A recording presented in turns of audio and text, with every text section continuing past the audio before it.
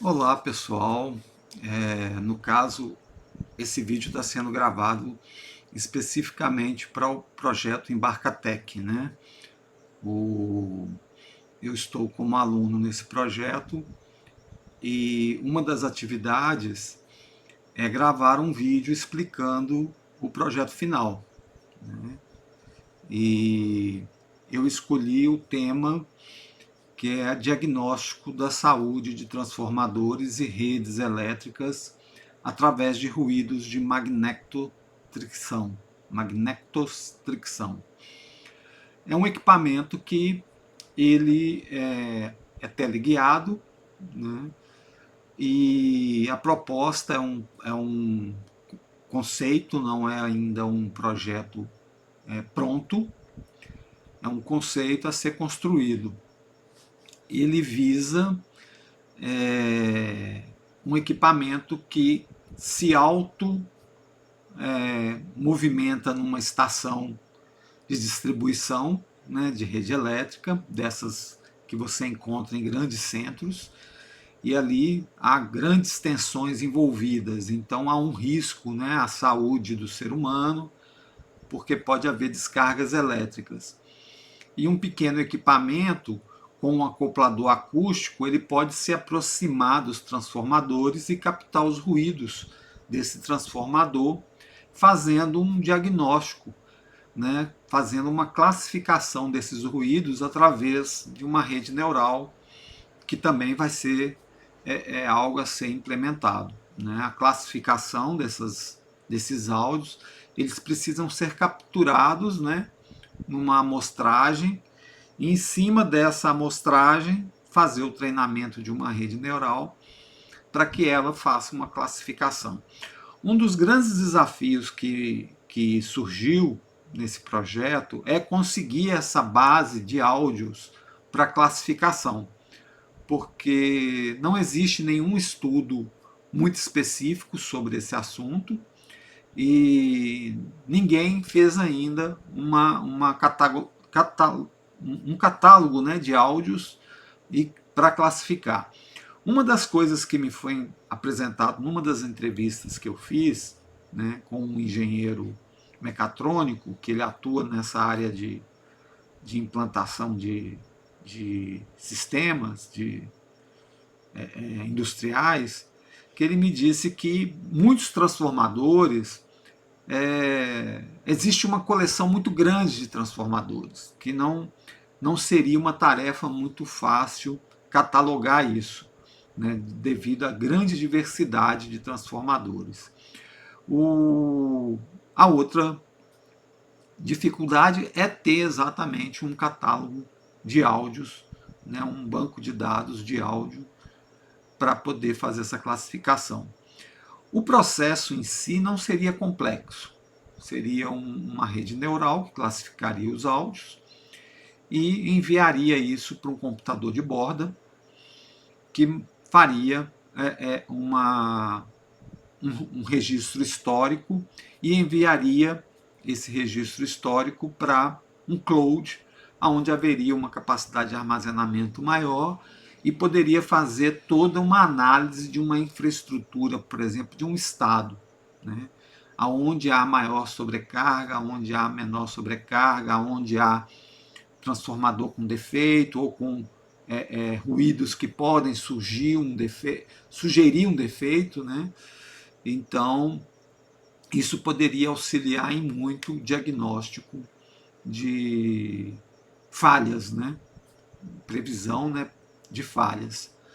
E vamos então, eu vou mostrar o básico do que foi feito, né? É um projeto de introdução ainda ao tema. Eu vou mostrar para vocês aqui algo bem ainda inicial, né?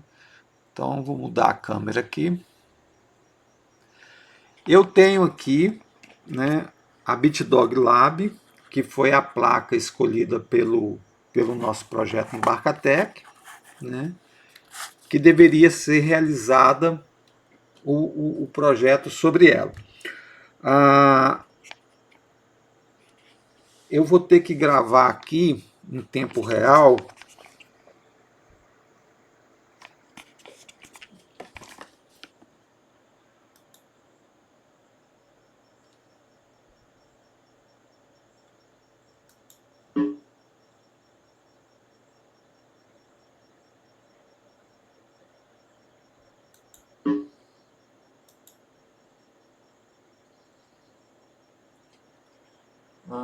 só um minuto.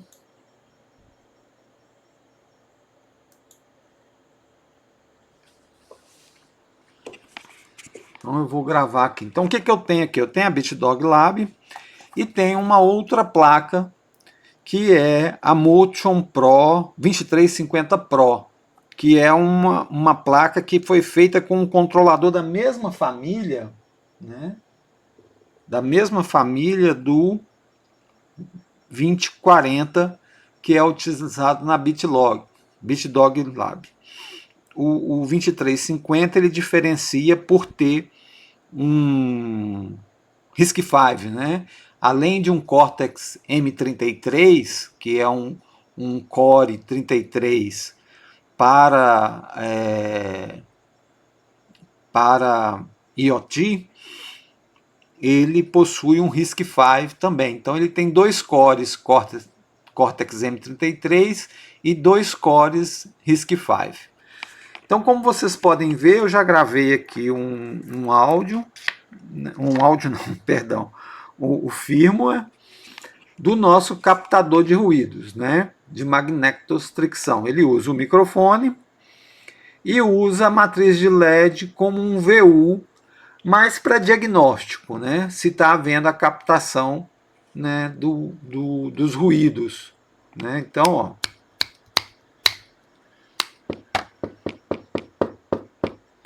então ele capta os ruídos. Ele não há nenhum tipo de filtragem nesse algoritmo ainda. Pode ser feita uma filtragem através de uma transformata de Fourier, aonde seriam removidos alguns ruídos que são indesejados, né?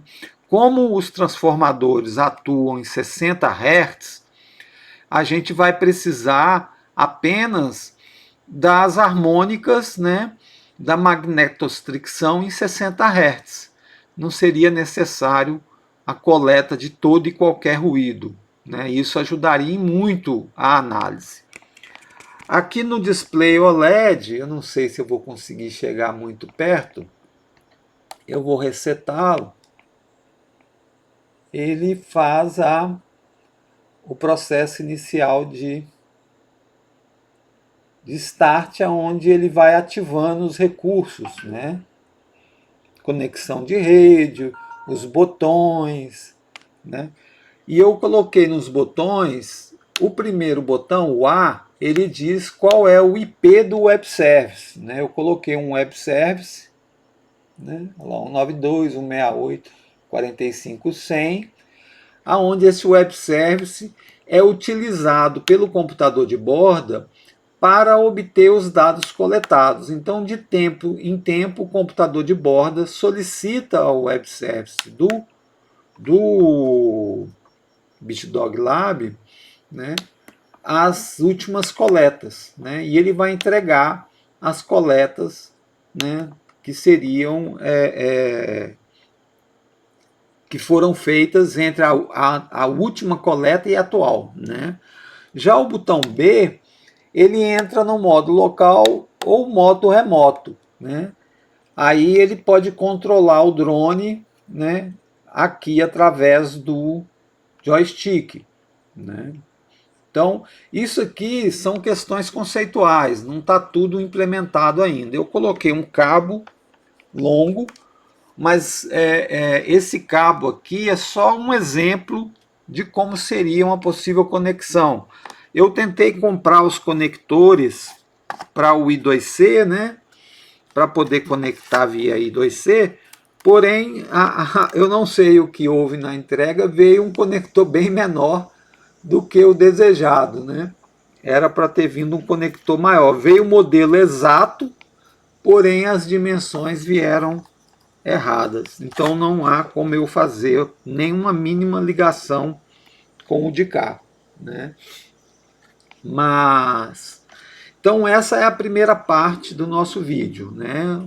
Nós temos a placa de coleta, né, que é a BitDog Lab, ela faz toda a coleta e a gerência do processo. Mesmo eu tendo aqui no drone, no controle do drone, um 2350 que tem muito mais poder, né, computacional, como requisito foi solicitado que usasse a BitDog Lab. E não é um problema isso, porque o sistema ele tem uma simplicidade de tal forma que a BitDog Lab, mesmo com o 2040, ele é perfeitamente capaz de lidar com todo o processo. A segunda placa, ela vai só lidar com os sensores, né, de distância, sensores de GPS, por exemplo, e os atuadores que serão os motores e servomotores, por exemplo, para mobilizar o microfone numa direção que tenha melhor captação, né? Pode-se implementar um algoritmo que ele vai buscar a melhor posição para a captação do ruído, né? Isso pode ser feito tanto aqui na BitDog Lab, no microfone, ela envia o sinal via I2C para a placa controladora para que ela movimente o microfone e direcione ele para a fonte de ruído desejada. O computador de borda ele pode manter um mapa, né, dessa planta de transformadores, né? Normalmente são no mínimo um transformador, mas há lugares que se tem uma dezena de transformadores, né? Você pode ter um parque eólico, você pode ter um parque de placas solares, você pode ter um parque de distribuição, né, de conversão de alta tensão, né, de kilovolts para a rede de distribuição local, né? Então você tem megawatts, né, gigawatts, que é dividido em megawatts, né, de potência para atingir várias linhas de distribuições secundárias, né? E ali vão ter muitos transformadores. Então o computador de borda ele vai ter o mapeamento desse local e vai conduzir através do web service a movimentação do drone terrestre que vai levar o sensor até o local que ele vai fazer a captação. Eu acho que do hardware é isso. Eu ia mostrar a outra parte do drone, né, que seria o motor, os motores, né?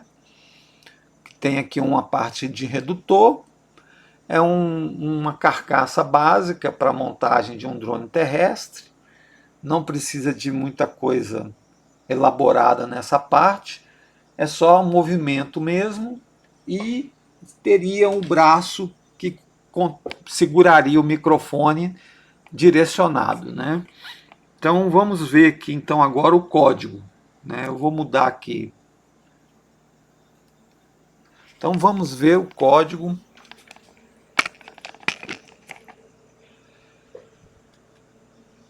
Passar aqui para captura de tela. Vamos ver o código. O que acontece? Eu fiz... Deixa eu fazer uma coisa aqui.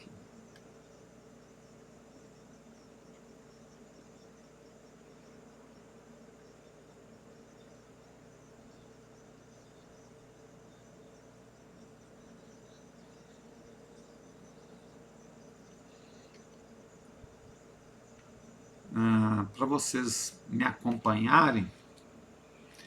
Então, o que eu fiz aqui? Eu fiz dois códigos. O primeiro código ele é mais lúdico. Ele visa apenas mostrar a minha habilidade de codificação básica, né? Então ele começa pelo ponto de entrada aqui, main, né? Tem o CMakeList aqui com várias configurações, mas nós vamos direto ao código C. Nesse código C, a primeira linha que a gente encontra é a parametrização aqui do DMA. O que é o DMA? Direct Memory Access. Ele é um dispositivo do Cortex-M que permite o acesso direto à memória de um outro dispositivo. Então, a captura de áudio do microfone ela é feita através do DMA. Em vez do processador ir lá, ler o dado do dispositivo conversor analógico, trazer para o processador e do processador levar para a memória, o DMA faz esse processo aonde ele busca diretamente do dispositivo conversor analógico para a memória. Então, o dispositivo DMA cuida desse, né, desse trânsito, né, um barramento automatizado que transita entre o conversor analógico digital e a memória.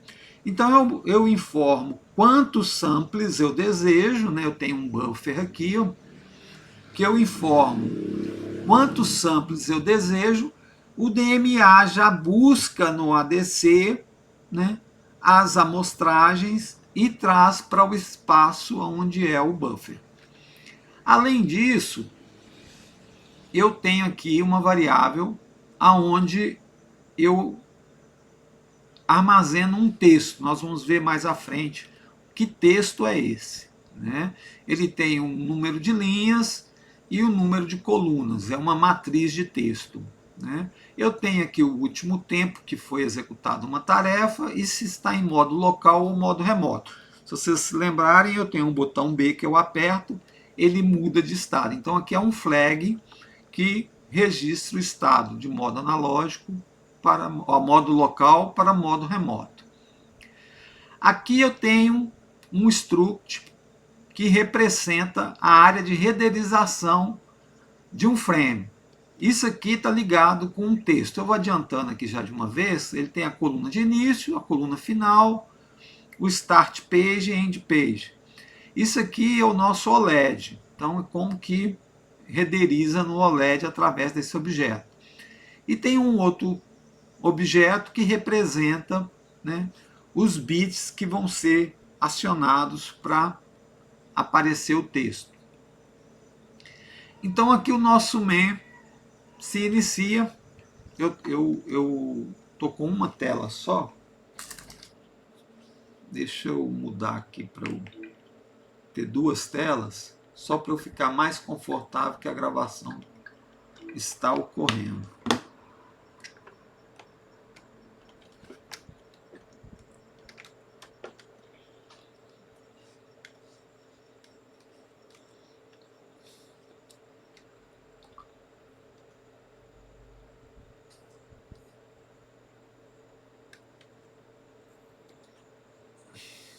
Pronto. Aí fica mais confortável para mim aqui. Então, continuando aqui. Primeiro eu inicializo todas as portas, todos os recursos, né, de saída.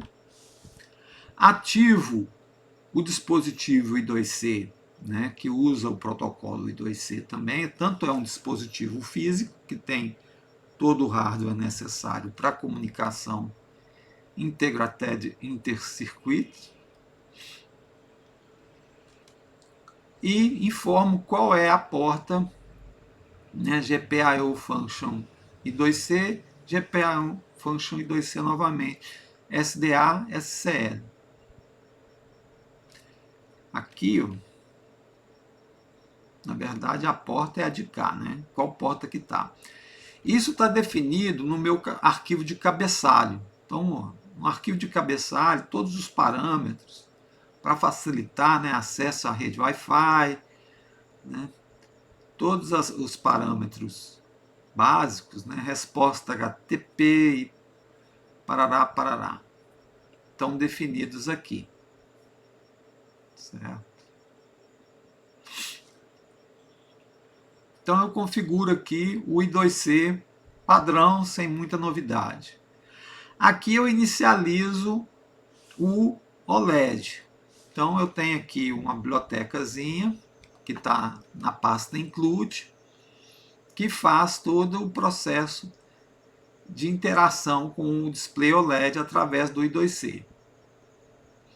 Continuando para a gente não prolongar muito, aqui ele calcula a área de renderização, né, do display OLED. Aqui eu faço uma movimentação entre duas áreas de memória, né, que é o SSD 1306 Buffer Length, comprimento, e eu coloco 0 na área de memória SSD, né, nesse comprimento aqui, SSD 306 Buffer Length, que é 64 dividido por 8, não. Né? Então é uma função para manipular a memória. E renderizo isso no display. Nada mais é do que um clear. Eu poderia ter posto uma função aqui clear. Tá? Eu vou explicar algumas coisas aqui que poderiam ter sido feitas, mas por questão de tempo eu não fiz. Né? Aqui eu podia ser uma função clear, aonde ela encapsula essa chamada aqui sempre que for preciso.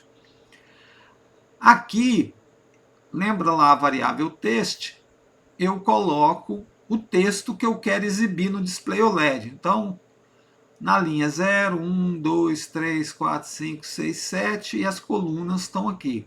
Então, é uma matriz de texto que eu preencho com o texto desejado. E, por sua vez, eu faço um loop nessa matriz, jogo para SSD, e ele mapeia isso de forma a ser exibido no display OLED. E finalmente chama a função renderOn. Eu também poderia ter feito uma função que resumisse isso aqui, porque isso aqui é repetido várias vezes. Porque eu fiz de uma forma bem didática para que o código mostrasse o que está acontecendo realmente. Então, eu coloquei aqui, né, a apresentação do projeto, fiz uma brincadeirinha aqui com a telinha subindo, né, como se ela estivesse subindo. Né. Então, aqui é só friruras, né, são floreamentos só para deixar a coisa mais um pouco divertida. Aí ele faz a inicialização da infraestrutura de rede. Ele ativa o CYW43, que é o módulo de Wi-Fi do RP2040W. Eu uso a codificação brasileira para Wi-Fi, que são os canais de Wi-Fi, né? Que é de 0 a 24, se não me engano. Então ele especifica aqui que é o Brasil que ele vai usar para essa codificação. Em seguida, se não houver nenhuma falha, porque se houver falha nesse processo, ele retorna 1, que é erro para o microcontrolador. Então o microcontrolador para de funcionar, ele entra num processo de congelamento e não continua. Aqui, se tudo der certo, ele continua, ele entra no modo Station, né, e por sua vez faz a conexão no Wi-Fi SSID. Se vocês lembrarem, está aqui no MenH,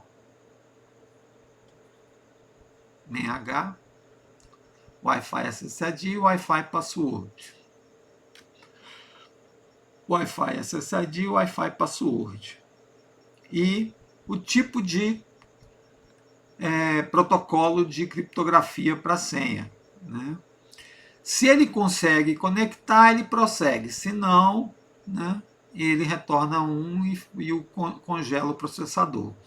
Uma vez que ele conseguiu, ele inicializa, ele informa qual que é o IP address obtido.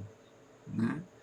Então ele pega de um struct, que armazena esse IP address, né, e segmenta ele aqui, ó, para apresentar num printf. Eu usei a string copy, mas eu poderia ter usado a men7 para copiar essa string aqui. Seria até mais rápido, né? Principalmente que eu uso ela muitas vezes. Então vamos continuar. Ele apresentou o servidor Então agora ele inicializa o servidor HTTP Server. Aqui no HTTP Server, o que acontece? Ele inicializa uma conexão TCP, né? Conecta essa conexão TCP no endereço, né, IPv4 que tiver disponível, ANY, né, qualquer um que tiver disponível, na porta 80. Se tudo correu bem, ele continua. Aqui ele inicia o listener, ali ele só fez o bind, aqui ele começa o listener e aqui passa a aceitar conexões. Toda vez que chega uma conexão é chamada a função connection callback. A connection callback, por sua vez, toda vez que recebe um dado do TCP/IP, chama HTTP callback. HTTP callback lida com as requisições HTTP. Então, se essa requisição tem uma string get/led_on, na verdade aqui não era para estar esse código não, agora que eu vi aqui que está o código antigo aqui, eu tenho que copiar aqui ainda, eu esqueci de copiar, mas aqui não está pronto nesse código. Na hora que eu mostrar o código do FreeRTOS, vocês vão ver aqui mais coisa. Aqui eu não implementei isso, é só uma prova de conceito que pode-se usar um web service dentro do RP2040 para atender requisições. Né? No caso aqui, ele liga e desliga um LED apenas. Né? E, por sua vez, tudo termina aqui no que é o web service. Vamos voltar aqui. Cadê o web service?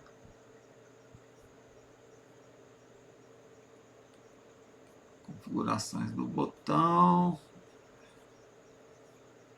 Aqui nós estávamos aqui no Start HTTP Server. Aqui a gente faz a ativação do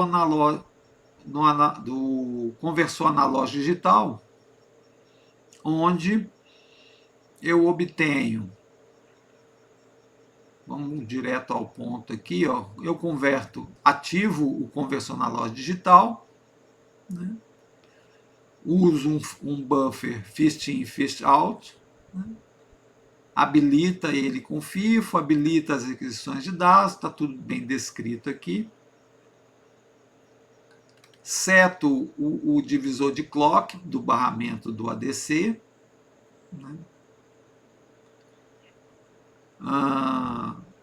E ele pega o primeiro canal DMA disponível.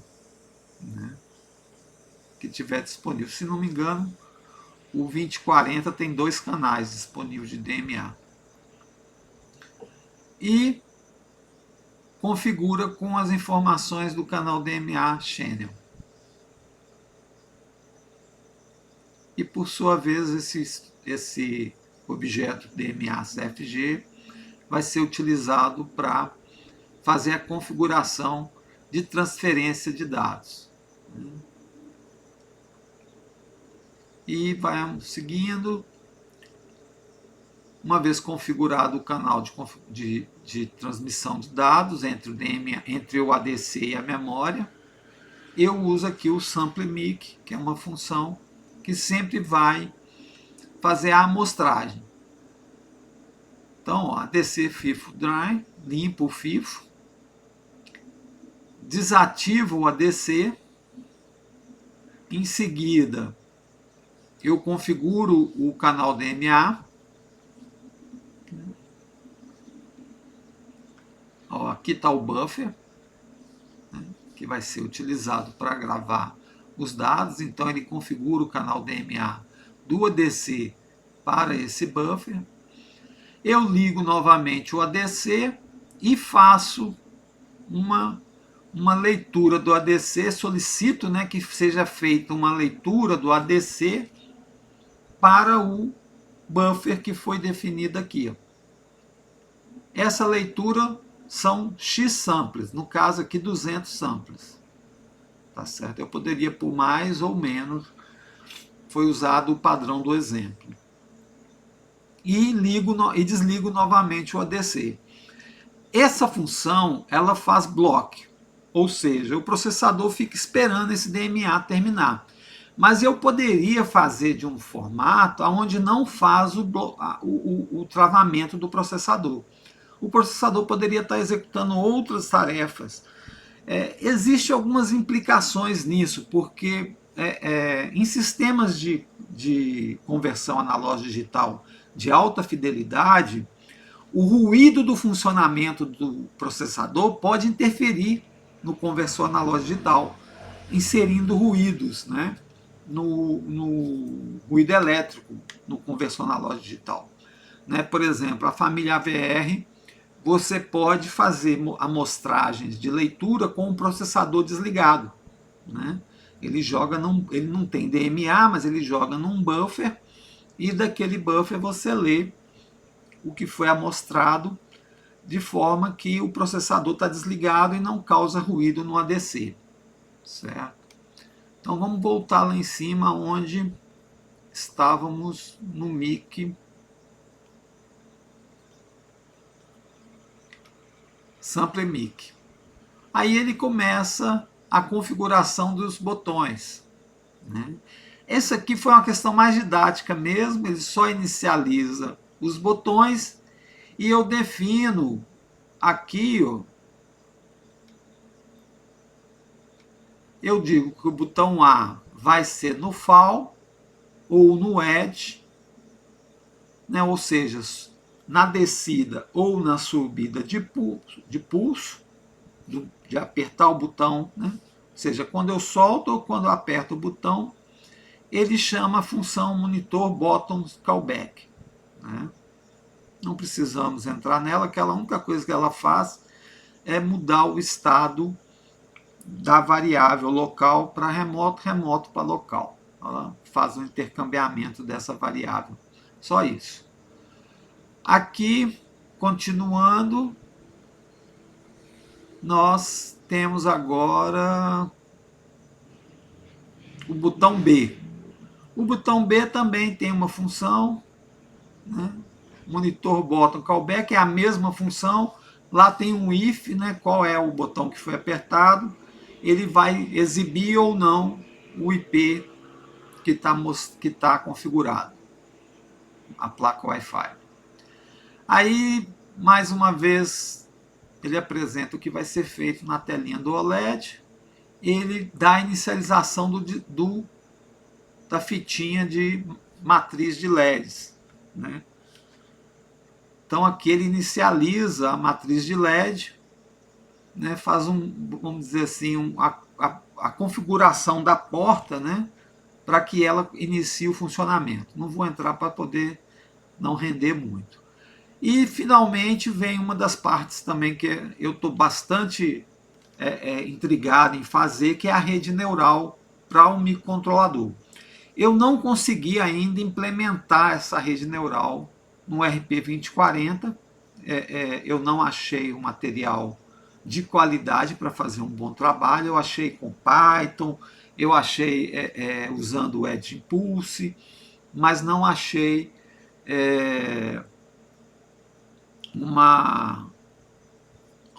um tutorial que explique com propriedade como fazer. Mas o tempo está muito curto, mas eu vou continuar a pesquisa disso e vou conseguir. Então ficou aqui um bloco de inicialização do TinyML. E finalmente entra num super loop, aonde ele vai fazer o sample do microfone e continuamente alimentar o display de LED e o VU, indicando qual nível. Né? Então, conforme ele faz o cálculo aqui, né? Conforme a média de amostragens que foi feita, o Mic Power, ele pega as amostragens que foram feitas, 200 amostragens, pega a média, né, RMS dela, e calcula o decibéis. Esse cálculo de decibéis aqui, ele está dando um valor que eu estou achando que não é muito real, não. Está dando 55 decibéis, mesmo quando não há áudio. Então eu preciso rever esse cálculo de decibéis aqui, se está correto. Tá? Aqui esse average, ele converte para um valor entre 0, né, e 3,3 volts. Talvez eu devesse fazer o cálculo aqui do logaritmo em cima do average de K. Mas o ADMAX aqui tá 3,3. Eu acho que o certo aqui seria esse decibéis ser calculado em cima do average depois que ele faz o ajuste para 0 a 33 volts. Eu fiz errado aqui. Aqui ele pega uma intensidade. O que é essa intensidade? Ele pega os valores e divide em quatro partes, né? E nessas 4 partes é jogada num switch, né? Se for 0 é sem som, se for 1 é pouco som, e é a quantidade de VU de LEDs que ele vai acender para indicar o nível do áudio, né? Então essa aqui é a nossa versão sem RTOS. Né? O que é o RTOS? Real Time Operating System. Né? Então é um sistema operacional em tempo real. Eu usei o FreeRTOS porque eu já tenho uma certa familiaridade com ele, apesar de ter tido algumas dificuldades devido a, como se diz, devido a problemas com o CMake, a problemas com RP2040. Eu tive que fazer um pequeno ajuste no FreeRTOS aqui diretamente no Portable, né? Então, ele, apesar de já ter um porte adequado para o RP2040, faltou essa linhazinha aqui, ó. Faltou essa linha que eu tive que colocar para funcionar. Os criadores do Portable, né? Portable é um porte, né? Que termo eu vou usar? É quando se pega o FreeRTOS e portabiliza ele, né? Transporta ele para rodar num microcontrolador. Então, aqui essa partezinha são as nuances específicas daquele microcontrolador, no caso o RP2040. Eles alegam que essa falha da ausência dessa biblioteca é responsabilidade dos criadores do SDK do RP2040, né, do próprio Raspberry Pico, e não do Portable do FreeRTOS. Então está esse impasse. E eu não podia ficar nesse meio, eu vim cá inserir eu mesmo a linha para que resolvesse o problema e ele funcionasse. Ok? Então eu coloquei o FreeRTOS aqui só o que é necessário, absolutamente só o necessário para funcionar, né? Aqui na pasta include já tem, como eu falei, o que é as bibliotecas do OLED e da matriz de LED, o NeoPixel, né? E alguns parâmetros do nosso firma. Aqui no main muda algumas coisas. O que muda principalmente?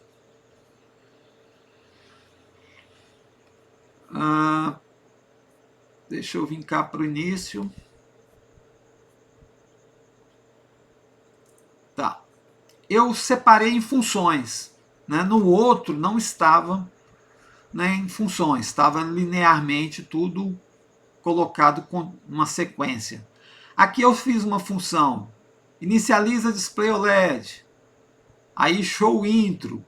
Aí ele dá uma pausa na tela para poder ver. Start VU OLED. Aí dá uma pausa na tela para você ler. Isso no display OLED, né? Start Button Control. Por mais rápido que isso seja, eu dou uma pausa para que a pessoa leia na telinha aqui, para ela ter uma sensação das coisas acontecendo, né? Aí aqui vem as funções que tem que ter um sucesso. Start Display OLED, foi bem sucedido? Foi. Então, continua. Senão ele retorna 1. Aí ele dá uma pausa. Start Network Infrastructure, a mesma coisa, não há novidade. Continua. Aqui no Start Display OLED tem uma novidade. O que acontece aqui? Ele inicializa uma função que cuida da exibição dos dados no display OLED. Então eu tenho uma tarefa. Então já que eu estou com o RTOS agora, eu distribuí o sistema em tarefas.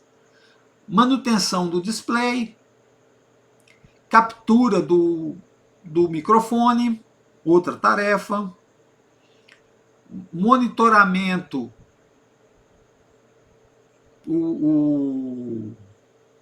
vamos ver aqui, que agora de cabeça me fugiu.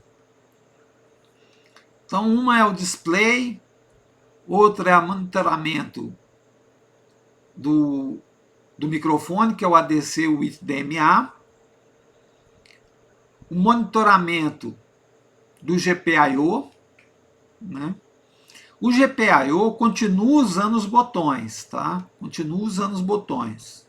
Ou melhor, as interrupções, né? E aqui é o controle do drone. Então ele monitora o que acontece. Tem uma tarefa que fica monitorando essa mudança aqui no drone. Eu ainda preciso melhorar essa implementação, tá só mesmo o básico. Só para dizer, aqui que é o lugar para mexer. Então, vamos ver aqui, Start ADC, with DMA, por exemplo. Ele inicializa o DMA, né? Aqui na verdade ele só mostra a telinha e cria a tarefa. Uma vez que ele cria a tarefa, ela não starta, ele criou o espaço de memória para aquela tarefa funcionar, né? Eu digo aqui o stack size, né? O espaço aonde vai colocando as memórias, o espaço de memória conforme elas forem sendo criadas e movimentadas. E aqui a prioridade delas. Todas elas, tá? Eu criei um arquivo de parametrização só para as tarefas, tasks, parameters.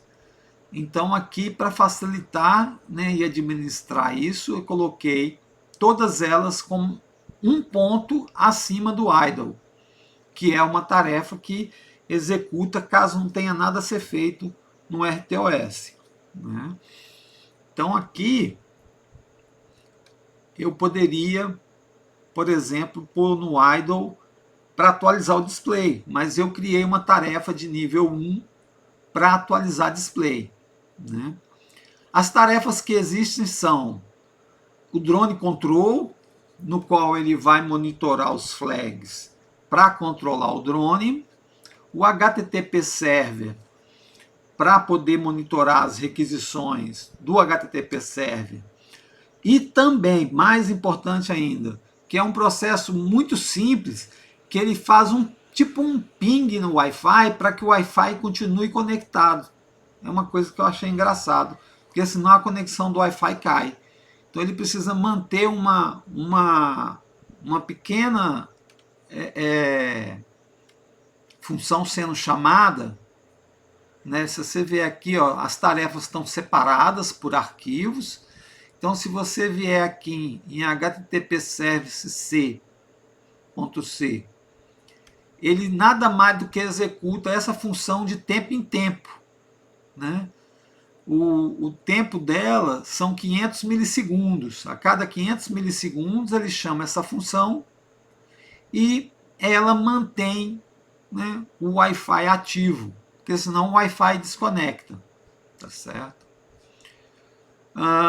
Eu usei para todas as tarefas o X-Task Delay Until. O que o X-Task Delay Until faz? Ele não faz um delay fixo de 500 milissegundos. Ele pega a última vez que ele foi executado e faz um delay da diferença para que dê 500 milissegundos. Porque essa tarefa pode demorar um pouco mais, um pouco menos. Então, da última vez que foi chamado o X-Task Delay Until, ele dá um tempo de 500 milissegundos. Então, ele executa precisamente a cada 500 milissegundos. Isso dá uma maior precisão na execução das tarefas. Todas elas foram feitas dessa forma. Então, a Task Control está aqui. Né? A Task Control, ele vai ler o joystick, caso esteja no modo local. Se não tiver no modo local, ele pega só a variável acceleration x, acceleration y, que seria para frente, para trás, da esquerda para a direita, né? Enviada via web service. Se não for, ele pega enviada pelo joystick, certo? Então ele verifica qual modo está, local ou remoto, ok? E também usa o Start Delay Until, ele executa a cada 10 milissegundos. Eu posso aumentar isso, 10 milissegundos é muito rápido para o controle. Né? Isso aí é uma questão de fazer uma experimentação, talvez 100 milissegundos, 250 milissegundos, pode ser um bom tempo para isso aí. O Display OLED, que também é uma funçãozinha simples, ele mantém, né, no super loop da tarefa atualizado o display. Então ele roda essa funçãozinha aqui, que é o mais importante. Ela suspende uma característica muito importante dela, que ela suspende o escalonamento das tarefas, ou seja, nenhuma outra tarefa pode interromper. Ele executa esse printf que eu deixei aqui de manutenção, né, de depuração. Aí ele vem e executa a comunicação com o OLED e depois resume as tarefas que foram suspendidas pelo Suspend All. Então, nesse período de comunicação com o OLED, ele não é interrompido, porque se interromper, o OLED vai corromper. Né? Então, ele executa de forma a não ter interrupções. E aqui no X-Task Delay Until, a mesma coisa que eu já disse, ele leva a cada 500 milissegundos. E tem sido um tempo muito bom, nesses 500 milissegundos. Por isso que eu acho que o joystick pode aumentar lá até para 500 milissegundos. Né? E o sistema suporta muitas outras tarefas que podem ser implementadas para poder fazer essa análise de ruídos. A tarefa TinyML, ela não está implementada, mas o princípio dela seria o seguinte: a ADC with DMA, toda vez que ela fizer uma leitura do microfone, né, então ela faz aqui o sample mic, toda vez que ela fizer um sample mic, ela vai disparar um carry dizendo eu tenho uma amostragem.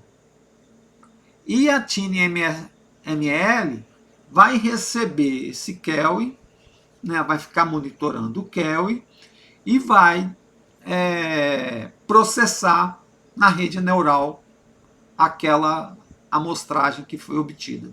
A amostragem, ela precisa ser feita de tempo em tempo, de forma que se consiga um ruído adequado para ser analisado. Então ele não pode ser uma amostragem de 200 amostras. Eu acredito que ele vai precisar de umas 1.500 amostras ou mais. Eu não calculei isso, eu não verifiquei na API do RP2040 ainda quantas amostragens seriam necessárias para se ter um ruído, por exemplo, de 1 minuto, e se a memória dele suporta essa amostragem de 1 minuto. Então eu vou escutar lá o transformador por tantos segundos, né? E ele, esse tempo de amostra, ele manda via Kelvin para a tarefa do TinyML. Então o TinyML sempre vai estar esperando chegar algo, ele não precisa nem do delay until aqui, tira o delay until e coloca o Kelvin aqui, o xKelvin receive, né? xKelvin receive, para receber um Kelvin, um dado via Kelvin, que seria o ponteiro para onde está as X amostras que foram feitas para que a rede neural faça o cálculo. Um grande problema que a gente vai vir a ter é que enquanto tiver a rede neural rodando, não adianta chegar uma nova amostra, senão isso vai encavalar. É uma das coisas que eu fiquei aqui na mente. Então, o processo da rede neural, ele precisa rodar em bem menos tempo do que 1 minuto. Ele precisa rodar em pelo menos metade de 1 minuto. Por quê? Porque essa amostra precisa ser mandada para o computador de bordo. Então ele precisa fazer uma pré-análise e decidir se é uma amostra útil ou não. Então fazer uma pré-classificação. Ela é útil? Manda para o computador de bordo, para o computador de bordo fazer uma classificação mais profunda. Não é útil, então descarta. Então é esse processo contínuo, né, de receber, tem que ser, o TinyML tem que rodar em menos de 1 minuto, se for um áudio de 1 minuto. Né? Mas eu acredito que pela velocidade 128 MHz, que é o clock do RP2040, ele dá conta. Ele dá conta de rodar uma análise aí, matemática em cima do áudio. Né? Então é isso. Né? Esse código está compilando. Cadê?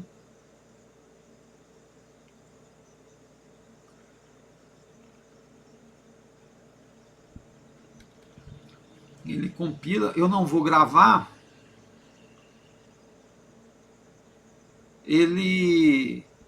Porque eu estou no outro computador ali. Está conectado no outro computador. Esses erros não são erros, são wireless, né? São normais. Então, tudo para fazer, seja na versão FreeRTOS, ou seja na versão padrão, né? Dá para executar e experimentar. Quais são os bugs que eu tenho para resolver? O conversor analógico digital não está funcionando com o FreeRTOS. Ele buga, não descobri ainda por quê. O display o VU de LEDs, né, a matriz de LEDs, também não quer funcionar com o FreeRTOS. O mesmo código não funciona, não descobri ainda por quê. Né? Mas são bugs que a gente acha, é questão de tempo, porque, por exemplo, o OLED também não funcionava. E eu achei o que estava causando o não funcionamento dele. Né? Então é uma questão de tempo. Como o tempo está curto, eu trabalho, tem outros cursos que eu estou fazendo, então está um pouquinho difícil de finalizar isso em tempo hábil. Mas com certeza pode ser que amanhã eu ache isso aí o vídeo já está gravado, mas pode ser que eu já tenha resolvido o problema, então o código vai estar no GitHub, além do código que eu mandar. E eu vou continuar estudando porque é um tema que me interessou muito. Então, caso um engenheiro elétrico queira fazer um mestrado, um doutorado em cima disso, nós podemos desenvolver o equipamento para esse mestrado ou doutorado. Ou caso, né, uma Enel da vida queira investir num projeto como esse, eu acho que é um projeto muito, muito viável, muito interessante para a gente viabilizar isso junto a uma concessionária elétrica para fazer testes. Ok? Então, muito obrigado. Até mais.